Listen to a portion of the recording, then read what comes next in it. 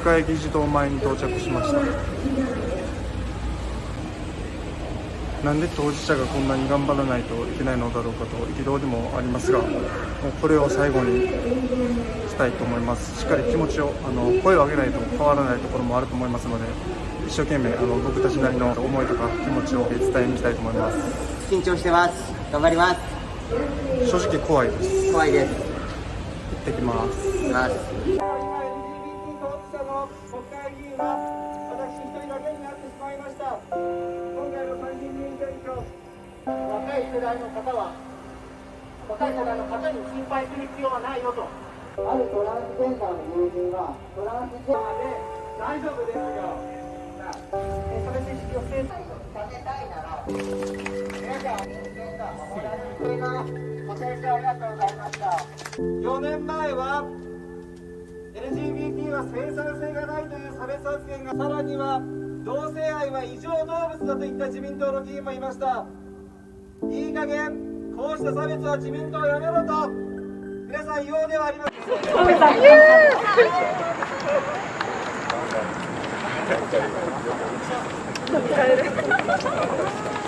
皆さんこんにちは。自民党の皆さん、はじめまして。私は元警察官、隣にいるパートナーは元消防士です。2人とも日本で生まれ育ちました。幼い頃からゲイであることがバレたらいじめられる、仲間外れにされることを恐れながら生きてきました。憧れて選んだ職業も辞めないとありのままの自分たちでいられず、心身ともに健康で働けず、昨年退職を決意しました。ゲイをバレることを恐れながら生きてきたのは、社会の差別が原因ではなく僕たち本人のせいなのでしょうか。今回自民党は総会で冊子を配り、一体どんな理解を深めようとしたのでしょうか。自民党の言う人に優しい社会の人には LGBT 当事者は入っていないのでしょうか。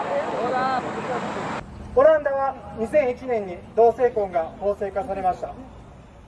オランダの若い世代の人はかつてオランダでは異性同士でしか結婚できないという非人道的な時代があったというそうです。ニュージーランドは2013年に同性婚が法制化されました。ある議員は同性婚を認めても関係ない人にはただ今まで通りの人生が続くだけ、愛し合う2人の結婚を認める、ただそれだけと同性婚を認める法案の最終審議と採決の際にスピーチを行ったそうです。同性婚を法制化した31の国では同性婚が理由で少子化も加速しておらず、町が滅びることもなく、ただ幸せな人が増えただけです。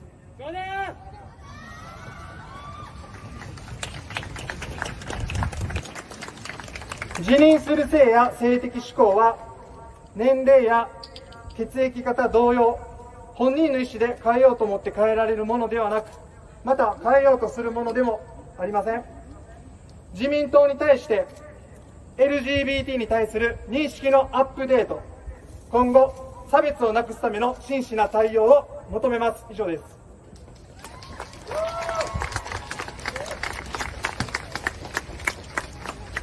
もう少しだけパートナーの金です。今回、自民党議員の大多数が参加する会合で性的マイノリティに関する差別的な内容が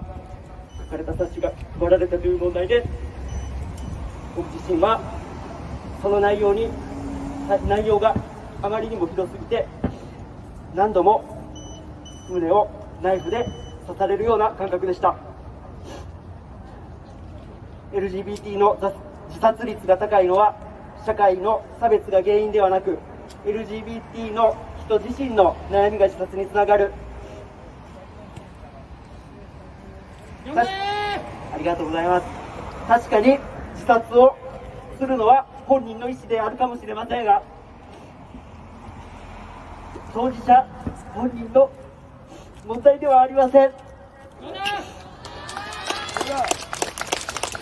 実際に当事者が殺率が高かったり自殺を考えてある人は周りでも多いです。僕自身も自殺を考えたことは何度もあります。まだ LGBT という言葉がなかった時代、当たり前のように社会では当事者が異常な存在とされてた時代では、自分が悪い、自分のせいだと考えてしまうのは自然なことではないでしょうか。今回このデモに参加する意思を SNS で発信したところ、ある当事者の方から連絡をいただきました。その方は過去に自分が死ぬために大量の薬を飲んで救急車で運ばれたそうです。運ばれたけど死ななかった。その方は自分をゲイであること、それを認められない自分、どう言っていいかわからなくて楽な方に逃げようと薬を飲んだと言っておられました。楽な方に逃げる、この言葉が胸に刺さります。当事者に死んだ方が楽、そう思わせる社会とは一体何なんでしょうか。悲しみと怒りを覚えます。実際僕は自殺の行動は起こさず頭の中で考えただけです。ご連絡をいただいた方は行動を起こしたけれども死ぬことはなかった方、実際に亡くなられた当事者の方もたくさんいます。現在僕たちはゲイ当事者として YouTube などで発信をしています。それをできる時代になったのはたくさんの先人の方々が声を上げてきてくださったからです。本当に感謝しています。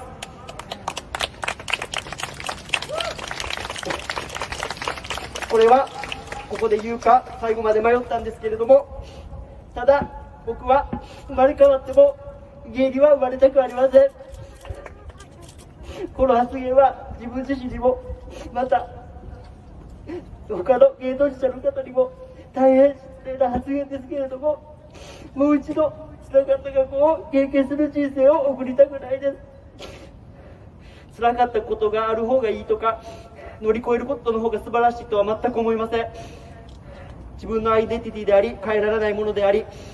自分の変えられないもので自分自身の存在を否定される人生を好んで選びたいとは思いません。そんな社会にしないでほしいです。自殺されたたくさんの当事者の方々、実際に苦しんでいる多くの人々をさらに追い詰める社会にしないでください。以上です。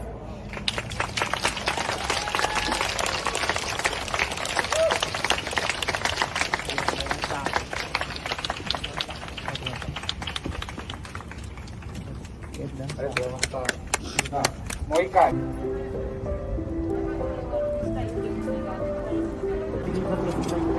ただでも黙ってるわけにはいかないので、これからもありがとうございました。緊張しました。緊張した。初めてお会いした時で、多分1月3月ぐらいだったと思うんだけど、なんかこういう日が来るって想像してました。思ってないです。全く見てた側なんで、見て見ぬふりしてた側なんで。確かね、こういう機会があっても相談しようと思ってなかったかもしれないね。ここに参加しようとも思ってなかったかもしれない2日前からうんうんお声かかってたじゃないですか。はい行こうっていうと喋ろうと、そのタイミングが2日ぐらい前の夜に行こうっていうふうに思いましたね。その辺の心境の変化はどういうふうに感じましょうか。なんかやっぱり声を上げないと変わらないなっていうのを本当肌で感じているし、あとやっぱ若い人たちが今回このデモを企画してて、なんか若い世代でもうこれ以上頑張らせたくないなっていうか、なんか自分たち今声を上げてるポジションだし、声を上げたいなっていうふうに思うし、なんかなんだろう、泣きに入れしたくないなって思いました。やっぱり僕もさっきもお話したんですけど、やっぱ当事者が頑張る社会はおかしいと思いつつ、でもやっぱり当事者が言わないといけない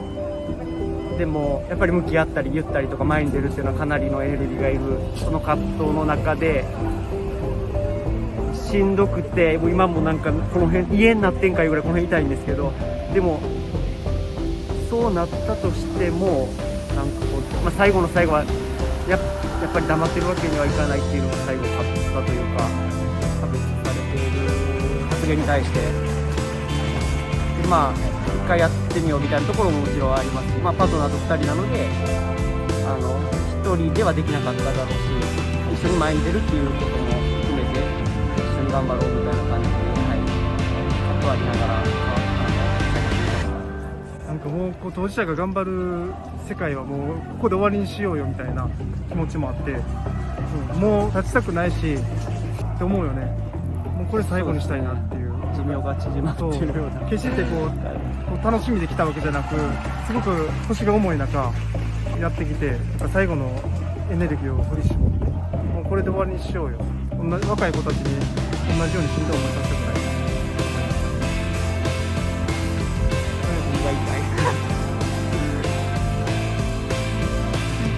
ありがとうございました。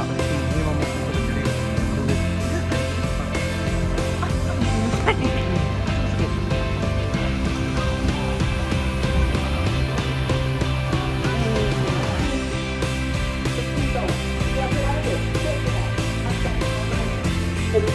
クラスは障害ではない、病気ではないというふうに話された。大事ないという方々が多かったんですけれども、終わったらちょっと胃の痛みがよろしくお願いします。